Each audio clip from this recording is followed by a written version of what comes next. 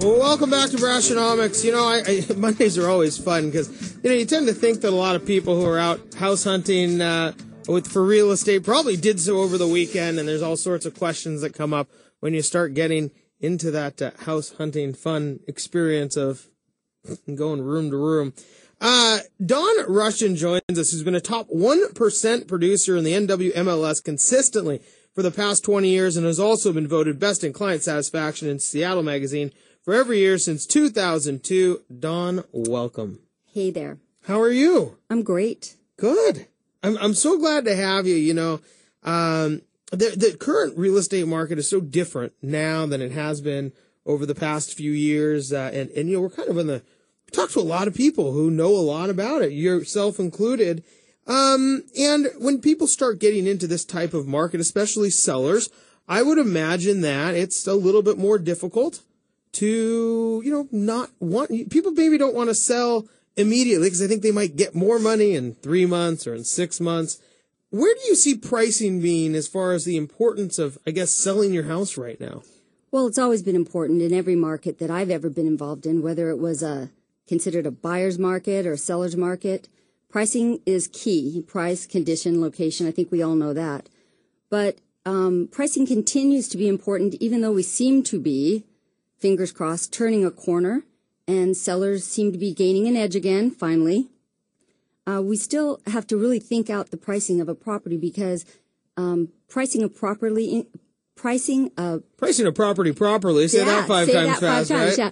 Pricing it properly has always been important. It's important now more than ever. So why is it so important right now? Because it would seem that, you just price it and eventually somebody buys it. Well, buyers coming off these past years are very price sensitive. They are squeamish about getting involved in a situation where they might be paying more, and maybe we haven't quite turned that corner yet because there's differences of opinion right now. Statistically, there aren't more sales year over year, this year over last, at about approximately the same time. But we're finding that there's less inventory. It's shrinking rapidly, and there's many reasons for that. But it should not lead a seller into ever thinking that they can overprice their house. It's difficult to price a house because we don't have a lot of homes to compare to, recent sales that we use. But usually, always, if you find an agent who specializes in the area in which your house is, they should be able to come up with enough information to convince you of what the right price should be and why. And you should keep within a real tight range of that in order to get top dollar. Yeah, and you talked about before the show, speaking of top dollar, that top dollar versus diminishing returns, because kind of as you said, if a buyer is going to come to the table and they have a reason they're going to make you an offer, it's not just going to be, here's a number, you figure out why I offered it to you. But over time, you were talking about that there may be some diminishing returns if the price isn't right from the get-go. If the price isn't right, when the inventory shrinks like it has, there's a pent-up demand. People who are looking for something specific, and they wait for it. It's not as though they can go out on a Saturday and find 10 homes. They may have seen everything out there available to them and have rejected it for one reason, maybe because it's overpriced, maybe because they don't want to get involved in a short sell. But they're waiting for a specific property. There isn't a lot to choose from. Your property comes on the market, and they rush out to see it. Whether it's a market like we have now with very little inventory or a lot of inventory, those first couple of weeks on the market are key for sellers trying to get top dollar. If you've prepared the property properly, prepared it properly, and priced it properly, all the P's. You got all the P's in line, then what you're going to find is you're going to get this pent-up demand. They're going to be out there. They're the ones that are going to be willing to pay your price and top dollar as long as your price is right. They have a lot more information than they did 5 years ago, and they're not willing to just run off a cliff like a lemming now. They're going to... I'll be honest, that's our first lemming reference. I like it. No more lemmings, or we hope not. It would be really detrimental to the market if that happened again. But I think people, even though they have a great amount of desire to take advantage of these low interest rates, they want to make sure that house has all the features and that they are not going to overpay for it. But if it's priced right, we are seeing, because of the low inventory, multiple offers, people competing for houses. Even then, it's a little bit tricky because finding a buyer that's willing to pay your price or even possibly more is just the first step. So when you start thinking about that first step, I mean, that really becomes a place where you can make some pretty big mistakes, right? I mean, you got to get out of the gate the right way. You had talked about this I think is interesting. You brought up some other metrics. There's kind of this 30-day rule, or you talked about a 15 showing rule. Maybe go into a little bit more detail on those. It's not so much science as it's my experience over many, many years and the experience of many of my colleagues. It seems to me, or what I've found, and I think most agents who have a lot of experience will agree, that there's this 30-day window of opportunity to get your asking price and find a buyer who's willing to pay your asking price and also top dollar, which, if you're priced right, are one and the same. That goes away after your house has sat on the market too long and becomes shop worn. There's a fine line between pricing it right and getting a buyer right away at your price or close to it, or even possible, if you're lucky, multiple offers that drives the price up slightly, and overpricing and then languishing on the market and going through several price reductions, then finally getting a buyer who 60 days into it, they're not going to be willing to pay your price even if your price has been reduced 2 times. So a lot of times, I can't tell you, countless times I've seen people take less than they might have gotten if they would have priced it right in the first place. And so, and then you put yourself, I think you kind of make that point, there's that, just the staleness, I guess. Yes, the shop worn. It's shop worn. It's like ending up a sweater at the rack at Nordstrom's. It may be a sweater you wanted 6 months ago, but when you're in the rack and you see it there, you're scrutinizing it a lot more closely because nobody else wanted it. It's funny. I just look at the price tag and decide, oh, now I want it more.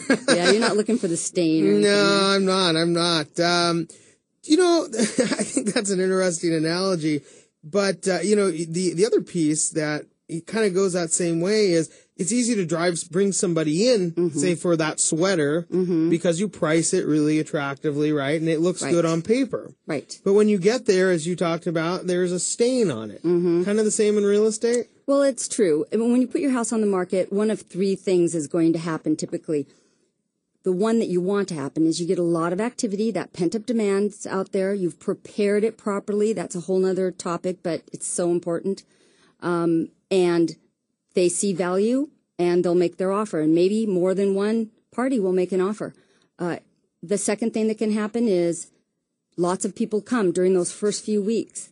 There are droves of them. They're knocking down the doors. But when they get there, they're not making offers, or they're making lower offers. And that generally happens because on paper, you have all the features that they're looking for, and your price makes sense. But when they get there, it's either not properly prepared, or there's something that you haven't priced around, like some undesirable element of the house that maybe you should have taken a little bit lower price. Like downwind from the dump. Although right now with waste management, I suppose the dump's probably... It could be around the next corner. It could be in front of my house and it would smell just as poorly.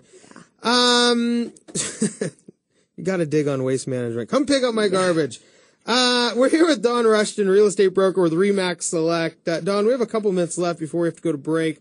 With the market changing, you have a lot of experience, and at the very beginning of when we started chatting earlier, you had actually talked about this. It's bringing in some newer agents, and there's really some differences between working with someone with experience versus working with somebody as new. Can you elaborate on that a little bit? Well, I think new agents have a lot to offer. They have a lot of energy and enthusiasm, and my very first broker told me, best advice I ever got, and I've given it a million times, is it doesn't matter what you don't know.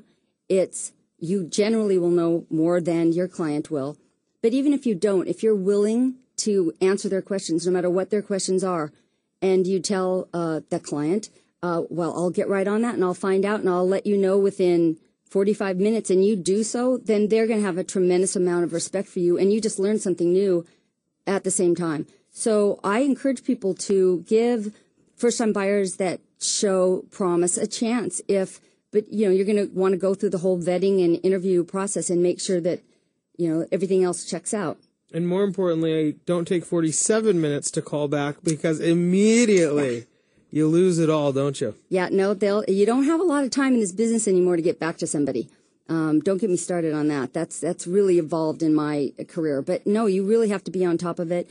But comparing a new agent to an experienced agent, an experienced agent, that could mean a lot of different people. It could mean somebody who has a lot of enthusiasm and love for their career, or it might be somebody who's just still at it just because they can't afford not to be, and really just wants to take the low-hanging fruit and the easy sales, and they don't want to work with people that have a real special need or that really need to be educated.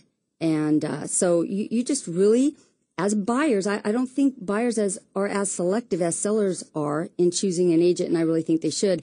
And I have not read your book, but I'm looking forward to reading your book. Well, we'll get you a copy. How's Great. that? Dawn, thanks so much for joining us. Dawn Rushton, real estate broker with RE/MAX Select. When we come back for the first time, Mike Tran's going to join us, a real estate specialist. We'll be right back after this break.